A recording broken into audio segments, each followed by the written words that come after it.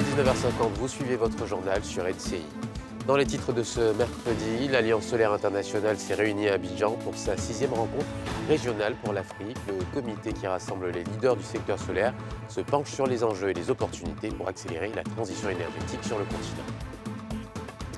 Et puis la direction de l'encadrement des établissements privés, en partenariat avec le ministère de l'Éducation nationale, a célébré la fin d'une formation destinée à renforcer les compétences des acteurs du secteur scolaire. Et le Kenyan Raila Odinga veut conquérir la présidence de la Commission de l'Union africaine. Il est désigné par son pays dans la course pour succéder au Tchadien Moussa Faki Mahamat. L'Alliance solaire internationale tient sa 6e réunion du Comité régional pour l'Afrique au prestigieux Sofitel Hôtel Ivoire à Cocody, Abidjan. Cet événement rassemble les acteurs clés du secteur solaire pour discuter des avancées et des projets futurs dans le domaine des énergies renouvelables sur le continent africain. Pierre Dipomela. Une quinzaine de ministres et représentants de gouvernements et des délégations venues des 54 pays membres de l'Asie, Alliance solaire internationale, coordonnent leurs points de vue sur les questions de l'énergie solaire. Cette rencontre est la 6e réunion du Comité régional pour l'Afrique, en prélude de l'Assemblée générale de l'organisation, à son siège à New Delhi en Inde. Le ministre Sansan Kambilé, représentant le chef de l'État, a rappelé les pas que pose la Côte d'Ivoire dans le sens de son mix énergétique, avec en bonne place des installations de centrales solaires d'ici 2030. Notre pays s'est engagé, lors de la COP 21 à Paris, en 2015, à atteindre 42% d'énergie renouvelable dans son mix énergétique à l'horizon 2030. Cet engagement a été revu à la hausse lors de la COP 26 à Glasgow, avec un objectif porté à 45%, dont 12% d'énergie solaire. À ce jour, le cumul de la capacité des projets solaires engagés pour être réalisés d'ici 2030 est d'environ 700 MW, avec plus de 100 campements de plus de 500 habitants à électrifier en mi-centrale solaire photovoltaïque. Je suis heureux de vous informer que la Côte d'Ivoire a mis en service, en avril 2024, sa première centrale solaire photovoltaïque d'une capacité de 30 MW connectée au réseau national. L'extension de cette centrale est en cours pour atteindre 80 MW en 2025.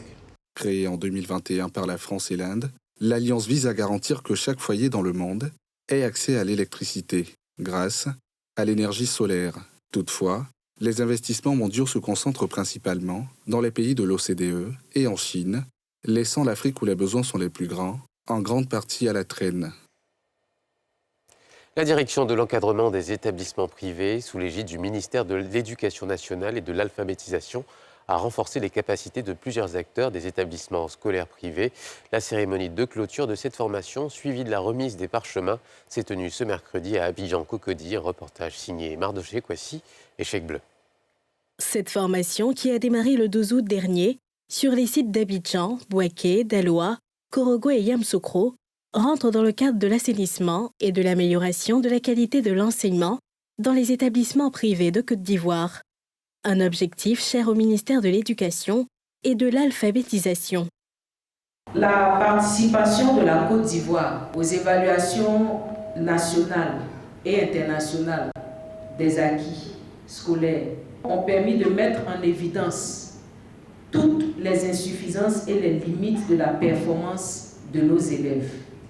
Et ces insuffisances ont un lien direct avec la qualité de l'enseignement. Soucieux donc d'assurer à la Côte d'Ivoire la disponibilité des ressources humaines de qualité capables de soutenir son développement, le gouvernement ivoirien s'est résolument engagé dans l'amélioration permanente des acquis des élèves. À ce titre, il ne peut faire l'économie de la formation des enseignants, à la fois du public, mais aussi du privé. Et cette formation est un levier majeur pour rendre l'école plus efficace et plus juste. Ce sont au total 6 084 auditeurs, dont 43 directeurs d'école, 304 directeurs d'études, 944 éducateurs et 4 193 enseignants du secondaire du primaire et du préscolaire qui ont été outillés lors de cette session 2024. La formation à laquelle nous avons participé m'a vraiment apporté beaucoup. Parce que maintenant, je sais que pour transmettre quelque chose, il faut se faire former. Et aujourd'hui, nous avons appris une nouvelle manière de dispenser les cours, un nouveau système et comment mieux s'organiser envers nos enfants, nos élèves là. Ça a renforcé nos connaissances, ça a renforcé notre expérience afin de pouvoir mieux donner le savoir et mieux encadrer les enfants. Nous enseignons les enfants de façon méthodique. Et si vous n'avez pas la maîtrise de cette méthodologie, il vous sera vraiment difficile d'inculquer un savoir correct pour l'évaluation des enfants. Nous avons eu les éléments afin de pouvoir maîtriser la gestion des élèves, la gestion des classes en liberté, les rapports que nous devions avoir avec les autres personnels. Il faut dire que cette formation a été très enrichissante pour nous, car elle nous permet aujourd'hui de pouvoir encadrer les enfants, les adolescents, et de pouvoir être encore plus compétitifs sur le marché. Cette formation a été organisée par la direction de l'encadrement des établissements privés du ministère de l'Éducation nationale. Du 6 au 27 août 2024, 400 jeunes, dont des réfugiés venus de pays voisins, ont été formés aux valeurs citoyennes et civiques au lycée Houphouët-Boigny de Korogo. Cette formation faisait partie de l'édition 2024 du programme Campus Citoyen. Reportage de Mardoché Kwasi. Cette édition 2024 du programme Campus Citoyen a été l'occasion pour ces jeunes âgés de 16 à 24 ans d'être formés aux valeurs civiques et citoyennes. Présent à la cérémonie de clôture de cette édition, le ministre Amadou Coulibaly, en charge de la communication, a salué cette initiative qui associe cette année des jeunes des pays voisins réfugiés en Côte d'Ivoire. Tout cela, de notre point de vue, est favorable à la cohésion sociale parce que ça permet de savoir que derrière le mur, il y a un autre soi-même et qu'en fait, il n'y a pas de différence entre nous. Là où nous faisons de la prévention, eux, ils sont vraiment au stade où il faut guérir ce mal et il est important de leur offrir cette opportunité-là. Il faudrait que leur passage sur notre sol ait servi à quelque chose d'autre que juste d'avoir permis de sauver leur vie et de leur avoir offert gîte et couvert. Il faut que de retour chez eux, ils puissent également participer à la construction de la paix et de la cohésion sociale. Plusieurs acteurs nationaux, notamment la gendarmerie, l'Office national de services publics et internationaux tels que l'UNFPA, la GIZ, l'UNICEF, étaient engagés dans l'organisation de l'édition 2024 de Campus Citoyen. Pour nous, la Côte d'Ivoire joue un rôle de locomotive dans toute la sous-région. Et ces 400 jeunes, nous l'espérons, sensibiliseront d'autres jeunes pour que l'importance de la paix soit reflétée dans l'ensemble de la sous-région au-delà de la Côte d'Ivoire. Cette cérémonie de clôture a également été marquée par des échanges entre le ministre de la Communication et les 402 jeunes formés. Les défilés, encadrés par des éléments de la gendarmerie, ont mis fin aux activités de cette 3e édition de Campus Citoyen. Et puis ce mercredi, la Direction générale du commerce électronique a lancé un atelier de réflexion de 2 jours pour renforcer l'écosystème du commerce en ligne en Côte d'Ivoire. L'événement qui réunit tous les acteurs du secteur vise à mettre en place des mesures plus adaptées et accessibles pour les consommateurs tout en dynamisant un domaine en plein essor. Afin de structurer et accélérer le développement du commerce électronique en Côte d'Ivoire, le ministère en charge du commerce, en collaboration avec les acteurs de l'écosystème numérique, initie pendant 2 jours un atelier de réflexion stratégique sur l'amélioration de l'écosystème. C'est de créer un environnement du commerce électronique viable, sécurisé, avec des textes et puis des mesures pour accompagner les acteurs. Il y a un axe qui parle du développement de la confiance, notamment l'amélioration de l'expérience client en ligne. Et on a des actions qui visent aussi à promouvoir le commerce électronique, faire en sorte que ce commerce électronique-là soit inclusif et participatif. Un atelier qui permettra le partage d'expériences et des propositions innovantes. Le résultat, ça va être des transactions un peu plus sécurisées pour les consommateurs et pour les plateformes aussi. En venant ensemble ici, nous concerter et travailler sur la régulation, on s'assure que les transactions seront sécurisées parce qu'on va mettre en place des mécanismes, on va mettre en place des points de contrôle et autres qui vont nous permettre, nous, entreprises et les utilisateurs, d'avoir des transactions qui sont sécurisées. Et c'est important. L'initiative vise également à soutenir les actions en matière de commerce électronique. C'est d'avoir en fait l'avis de tous les acteurs de la chaîne du e-commerce en Côte d'Ivoire. Et au-delà de ces résultats-là, avoir un livre blanc dans lequel on va avoir des recommandations clés. Ce qui est le plus important aujourd'hui, c'est de mettre en place le plus de règles possibles et accompagner ce secteur-là pour que ce secteur soit un secteur encore plus prospère en Côte d'Ivoire, pour que chacun des Ivoiriens puisse avoir des produits à bon prix sur les plateformes. En engageant les acteurs clés concernés dans une démarche de réflexion collective et proactive, la direction du commerce électronique veut ouvrir la voie à des mesures innovantes et adaptées aux réalités locales qui permettront de consolider le leadership de la Côte d'Ivoire sur la scène du commerce électronique régional et international. Et puis, pour séduire l'Inde et attirer davantage d'investissements, l'ambassade de Côte d'Ivoire à New Delhi a lancé une véritable opération de charme dans les régions stratégiques de ce pays. Désormais la 5e puissance économique mondiale, la Côte d'Ivoire veut partir à la conquête du marché ivoirien et dynamiser les échanges entre les deux pays en termes de commerce. Forum économique à Bangalore, capitale de l'État du Karnataka, dans le sud-ouest de l'Inde, avec des entreprises et hommes d'affaires de cette région, qui abrite un large éventail d'industries lourdes et légères, ainsi que des industries de haute technologie et de services, notamment les technologies de l'information et de l'électronique, les télécommunications, l'aérospatiale, l'industrie pharmaceutique, la biotechnologie, la transformation alimentaire, l'automobile, la production d'acier et de ciment, le textile. C'est ici que l'ambassadeur de Côte d'Ivoire en Inde a choisi pour vendre les atouts et les potentialités économiques de la Côte d'Ivoire aux hommes d'affaires indiens.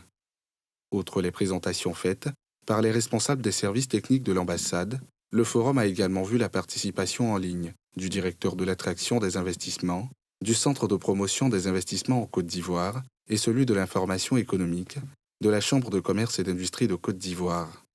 Leurs présentations ont porté notamment sur les opportunités d'affaires, les avantages du Code des investissements, les procédures de création des entreprises en Côte d'Ivoire, ainsi que les secteurs prioritaires définis par le PND 2021-2025. Une ONG intensifie ses efforts pour encourager la jeunesse ivoirienne à pratiquer les sports américains. Ce mercredi à Abidjan-Cocody, la Maison pour la promotion des sports américains en Afrique a dévoilé ses initiatives destinées à soutenir et développer ces disciplines sur le continent. La présentation s'est déroulée en présence de plusieurs acteurs clés, dont des représentants du ministère des Sports, soulignant l'importance de cet engagement pour diversifier l'offre sportive et ouvrir de nouvelles opportunités pour la jeunesse. Salif Yalekoué, Joseph Zécré. Faire la promotion des sports d'origine américaine en Afrique, notamment en Côte d'Ivoire, aider et orienter les pratiquants. Telles sont entre autres les motivations de l'ONG MPSA, la Maison pour la promotion des sports américains en Afrique, qui a lancé les activités de la nouvelle saison. Former le grand public de notre existence et dire au peuple et surtout à la jeunesse ivoirienne qu'il y a une ONG qui est là et qui fait la promotion des sports américains en Afrique et principalement en Côte d'Ivoire. Et nous comptons travailler avec les fédérations qui sont là, qui existent déjà, qui font déjà un travail. Nous voulons un peu booster un peu leur travail et leur donner un peu de lisibilité, de visibilité plutôt, pour que tout le monde sache qu'elles existent et ait une idée du travail qui est abattu chaque jour par ces différentes fédérations. C'est des sports qui ont une grande autorité au niveau des pays anglophones et ce n'est pas le cas en Côte d'Ivoire. Et nous pensons que la jeunesse ivoirienne a les capacités pour pratiquer ce genre de sport. Et grâce à notre ONG, je pense que ce sera une opportunité pour ces personnes-là d'intégrer les grandes équipes au niveau des États-Unis et devenir des grands joueurs internationaux. Une initiative soutenue par le ministère en charge des sports, qui y voit une autre opportunité d'encadrement des jeunes. Nous félicitons d'abord l'ONG parce que nous accompagnons tous ceux qui font la promotion du sport en général. Et en particulier, voilà une ONG qui veut, à travers le sport, faire l'insertion sociale de la jeunesse. Donc il faut les aider, il faut les encourager, il faut les orienter vers des dispositions assez claires, pratiques, pour que cette ONG puisse être profitable pour la jeunesse ivoirienne. La jeunesse ivoirienne a été exhortée à cette tribune à s'intéresser à la pratique du sport, notamment les sports américains. Et puis, qui succédera à Moussa Faki Mahamat, dont le mandat à la tête de la Commission de l'Union africaine se termine en février 2025. Cette fois, c'est à l'Afrique de l'Est de proposer un candidat. Le chef de l'opposition kenyane, Raila Odinga, a été désigné par son pays pour représenter la course au poste le plus élevé de l'organisation continentale. Odinga s'engage à collaborer étroitement avec les 55 États membres de l'Union africaine pour renforcer l'unité et le développement du continent. Pierre Dipomela. 4 personnes au total, le Djiboutien Mahamoud Ali Youssouf, le Kenyan Raila Odinga, le Mauricien Annick Gayane et le Malgache Richard Radriamantrato sont candidats pour prendre la tête de la Commission de l'Union africaine. Le poste de président de la Commission, à la tête de l'exécutif de l'UA, qui regroupe 55 pays, est réservé pour ce scrutin à un représentant de l'Afrique de l'Est. Le mandat du président sortant de la Commission, le Tchadien Moussa Faki Mahamat, prend fin en février 2025.